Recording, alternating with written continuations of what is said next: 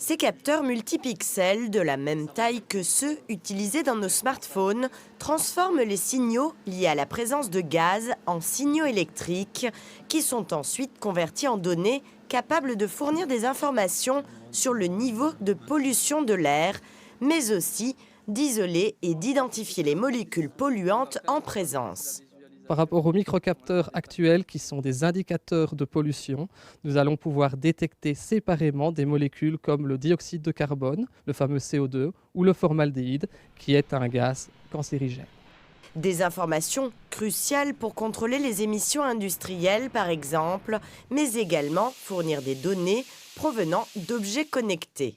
On peut citer le frigo intelligent, permettre de pouvoir détecter si des aliments sont en train de pourrir ou non, et également dans le médical, où on pourrait faire de la surveillance de pathologies, voire de la détection de maladies au travers la mesure des gaz émis dans la respiration.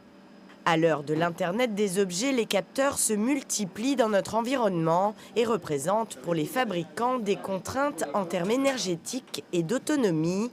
Voxense table sur une autonomie de ces capteurs de 5 à 10 ans, largement au-dessus de la moyenne actuelle, et vise un prix de vente entre 5 et 10 euros, soit 10 fois moins que les systèmes actuels.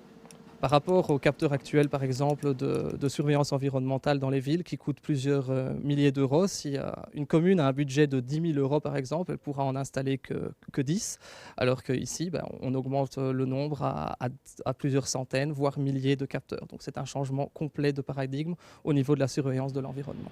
Plusieurs pilotes sont actuellement en cours chez BASF à Anvers ou Dow Chemical aux Pays-Bas. Les 2,5 millions levés devraient permettre de lancer la phase d'industrialisation et d'accélérer la commercialisation prévue d'ici le second semestre 2022.